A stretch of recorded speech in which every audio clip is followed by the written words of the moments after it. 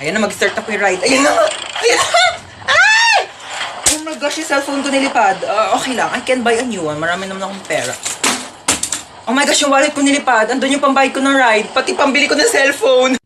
Yes, babe. Nasa roller coaster ako today. Ayan na, oh my gosh, babe. Nag-i-start na, babe. Kinakabahan ako, babe. Oh my gosh, yung hair ko nilipad. No, babe. Actually, nagpa-boycott ako. Surprise! Did you like it? Gosh, babe, mahina yung internet connection, babe. Babe, I'll try to explain. Choppy!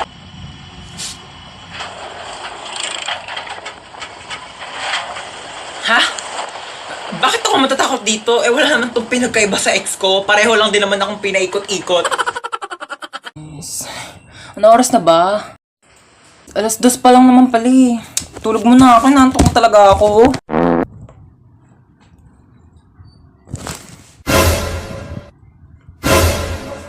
6:00 na? Oh my gosh! 6:00 yung pasok ko. Late na naman ako.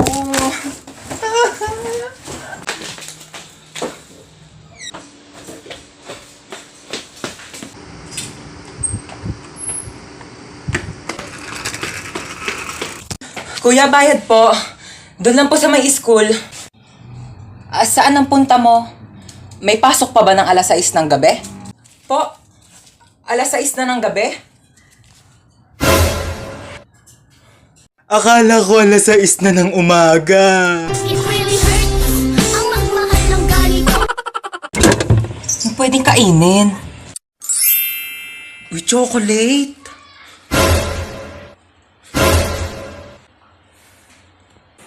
Ginagawa mo dyan? Iinom lang po ng tubig. Apo. Humanda ka sa akin chocolate ka, kakainin na kita bago ka pakainin ng mga kapatid ko. Dito ka muna, mamamalengke muna ako sa labas. Ulam natin mamaya, ha? Sige po, ma. Kala nyo, ha? Akin na to ngayon. Yes, chocolate. Kala nyo. Saan may batang yun? Luto ko ng gulay. Ayan. Tabang, lagyan ko ng Nor Cubes. Asan yung Nor Cubes? Naglagay ako dito kanina. Nakita mo ba yung Nor Cubes? Kailangan mo pa ba ng tulong? Ha? Hindi na. Masigurado kang hindi mo na kailangan ng tulong. Aalis ako mamaya, pupunta ako sa party. Kaya ko na to. Tawagin mo na ako pag magpapatulong ka, ha? Alis na ako, ma. Saan ka na naman pupunta? Ma, nagpaalam ako sa'yo kanina, di ba? Daming tupiin, ang daming gawaing bahay. Mag-isa na lang ako kumikilos. Tinatanong kita kanina kung kailangan mo ng tulong, sabi mo hindi. Sino kasama mo? Si Jacob, yung anak ng kapitbahay nating single dad. Ibigay mo sa akin yung number ng papa niya. Bakit number ng papa niya? Hindi naman siya yung kasama ko. Paraan na. Uy, ano ba yan? Umuwi ka ng 8 p.m. ha? 8 p.m. pa ang start ng party. Wala akong pake, basta makauwi ka ng 8 p.m. Anong tingin mo sa akin nagtatain ng pera? Depende, kung kumain ka ng pera, tatain ka ng pera, char. Di sayang naman kung pumunta ako ng 8 p.m. tapos aalis din ako ng 8 p.m. Di ba sayang sa pera yun? O di wag ka na umalis. Labhan mo to. Hindi ka pinanganak para maging lakwatsera. Di naman ako pinanganak para maging labandera eh. Sige, Ma'am Shi, onting iri na lang. Lalabas na si baby. Ayan na, Ma'am Shi. Ayan na si baby mo, malapit na. Ayan na, ito na. Hawak mo yung baby mo. Hi, baby. Shh, huwag ka na umiyak. Shh, huwag ka na umiyak. Ang ingay-ingay mo, ha? Ay, wow. So, ano gusto mong gawin ko? Mag-rap? Sama naman namas kami namin.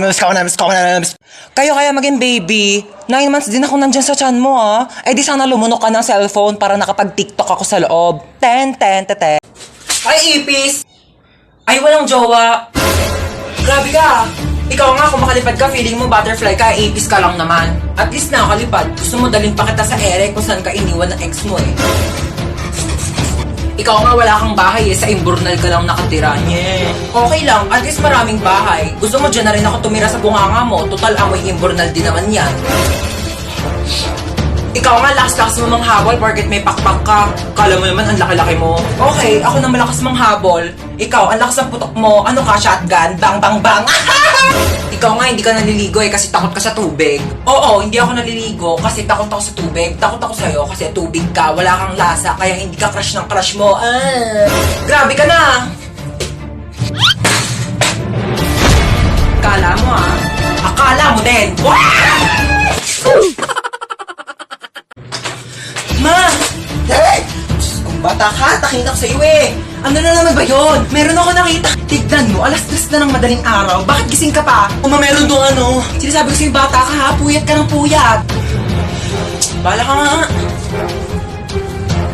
Sarado mo yung pinto. Asan yung anak ko? Wala na, nakalis na siya. Sinabihan ka niya kanina pero di ka nakikinig. Ano nang gagawin mo ngayon? Alam mo na.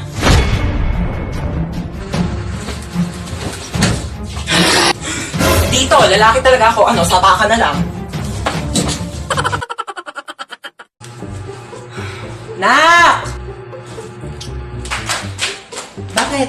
Pengi ako tubig. Oh, thank you. Nak!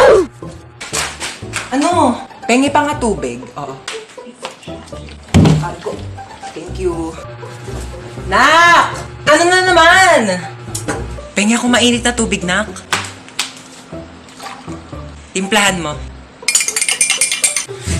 Nak! Nak! Nak! Nak! Nak! May camera dito, ano? Nak! Nak! Ha? Nakikita mo bawat galaw ko, me?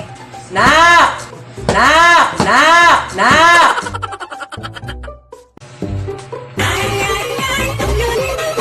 Hello, ma. Hello, Nak. Punta mo ako dito sa baba. Dali mo itong mga pinamili ko. Ah, sige, wait lang ha. Magsuklay lang ako.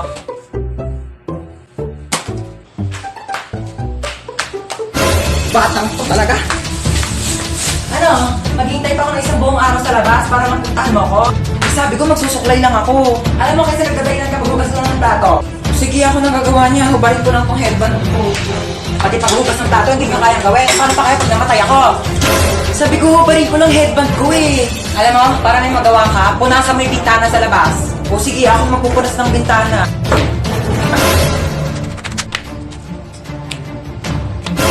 Pati pagpupunas ng bintana, di mo kayang gawin. Maghihintay pa ba ako magpusa ka?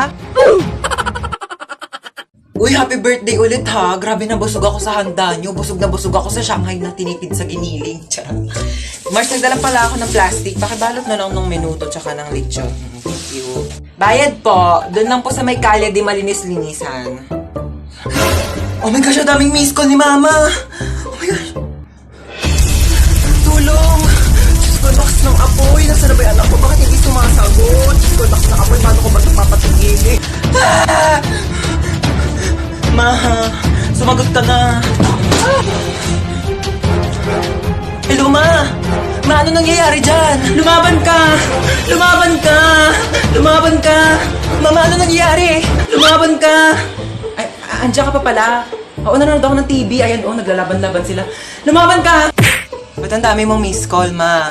Ah, oo, miss call. Oo, tinatry ko kasi kung gumagana pa yung Andy Colentes na pinaloadan ko doon kila Bebang. Oo, gumagana pa pala.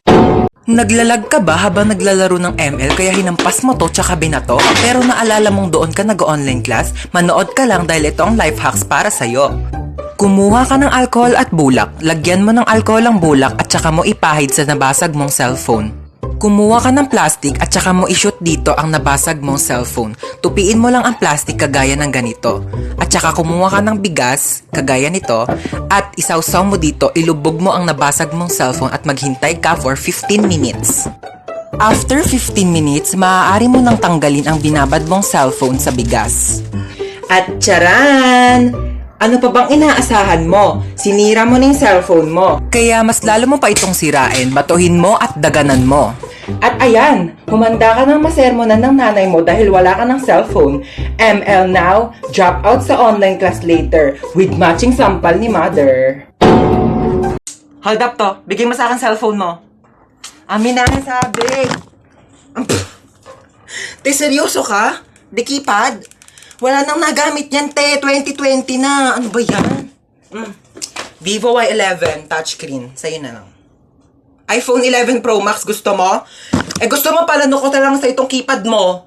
Ito talaga napaka-arte. Gamitin mo na yan. Pati nga ang wallet mo. Tignan. Binching ko. Ano mabibili mo dito? Isang butil ng bigas? 1,000. Lagyan natin sa wallet mo. Para naman kapag may nang hold up sa'yo, may mapakita ka namang pera. Pati nga ang bag mo.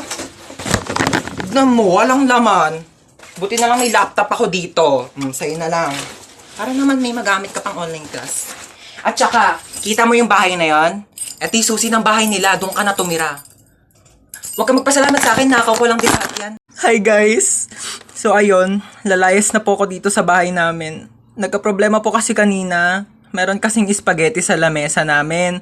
Pinaiwan lang pala yun ng kapitbahay namin. Tapos, nung babalikan na nung may-ari, wala na doon yung spaghetti sa lamesa. Tapos ako yung sinisisi nila, kinain ko daw yung spaghetti. Sabi ko, bakit ko kakainin yung spaghetti na yun? Eh, hindi naman ako mahilig doon. Aray! Ba't naman nananakit? Oo, alam kong kidnap to, kaya nga sumama ako kasi ayoko na sa bahay. Ay! Oh my gosh, bestie, nakidnap ka din? Oh my God! Lo, bakit nandito ka? Kinidnap nyo rin to? Anong makukuha nyo dyan? Eh, wala namang utak yan. Lo, kala mo siya may atay eh. Inenta mo na nga yung atay mo para makapunta ka sa concert ni Billie Eilish eh. Tapos na nandun ka na, sabi mo, Billy Crawford, I love you! Ano ka, nasa Showtime? Bakit nandyan yung crush ko? Kinidnap nyo rin yan? Anong makukuha nyo dyan? Eh, wala namang puso yan. Hindi yan marunong mag-crush ba? Shh! Huwag nga kayong maingay. Ala, hindi ko pala nadala yung tupis ko. Baka magpa-pool party. Lo, di ka kasama. Mangingitim yung tubig sa dami ng libag mo. Mag-business na lang tayo doon. Magbenta tayo ng liver aid para healthy yung mga atay bago ibenta ng mga sindikato. Manahimik na kayo kung gusto niyo pang mabuhay. Naku kuya, mamamatay na rin ako sa lakas ng putok ng katabi ko. Magpabango ka nga. Ay, hello po. Welcome po sa repair shop. Ano po sira niyang cellphone nyo? Nagloloko yung messenger. Patingin nga po ako ng cellphone nyo. Parang wala naman po akong nakikitang problema dito sa messenger nyo. Parang ikaw po yung may problema. Ayaw kaya yata nilang ka-chat? Tagal mo break time, nagugutom na ako. Hello po, ano po sira ng cellphone nyo? Pinakailaman ng anak nyo, naging Korean yung language. Hindi nyo alam kung paano ibalik. Anong brand nito? Oppo. Oppa na siya ngayon. Ito lang yan, madam. Ayan o. Pindutin mo yung settings, tapos hanapin mo yung airplane mode. Pag nakita mo na yung airplane, pindutin mo yan, sakyan nyo yan, lumipad kayo papuntang Korea. Doon kayo magpaturo. Di ako Korean. Isa pa. Ay, anong sira ng cellphone mo? Naghahang? Nako, madali lang yan. Pindutin mo lang itong lower volume tsaka power button. Ayan, pag namatay na siya, ipalibing mo na condolence. Opo, kayo po yung bumili ng phone dito kahapon. Buong araw na may tumatawag na unknown number. Naku, baka yan yung may-ari ng cellphone na yan. Palitan mo na SIM card yan. Nagbebenta kami ng Globe Smart. Ano nangyari dyan sa pasyente? Naputulan ng paa? O sige, ipasok nyo na agad sa emergency room. Operahan na natin yan agad, ha? Oh, ano nangyari sa'yo? Naputulan ka ng paa? Diyos ko! Ipahid mo tong mga to. Inumin mo tong pinakulong oregano. Inumin mo tong efficacent oil. Ipahid mo lang pala yan. Dahon. Eto sukli mo, be. Thank you po. Hala, sobra ng piso yung sukli. Ibalik mo na yung sobrang piso sa tindera. Naku, wag mo nang ibalik yan. Piso na lang naman na yan. Ibabalik mo pa. Alam mo, kahit piso lang yan, malaking bagay na yan sa tindera. Kaya ibalik mo na. Alam mo, kahit saan ka pumunta, may mapupulot kang piso sa daan. Tsaka wag kang magmalinis. Kala mo naman, hindi ka kumupit ng piso sa nanay mo pagtulog. Okay lang, at least piso lang yung kinupit ko. Ikaw nga, nagnakaw ka ng 1 milyon sa bangko para mabili mo si Dua Lipa. Tapos yung dumating sa'yo, si Berta ng Pepito Manaloto. Shh! Manahimik na kayong dalawa. Nakapag-desisyon na ako. O ano, ibabalik mo na ba yung piso sa tindera? Hindi niya na yan ibabalik. Piso lang naman yan eh. Tao po, ate. Ay, ba't bumalik ka? Kulang pa po ng 1,000 yung sinukli nyo.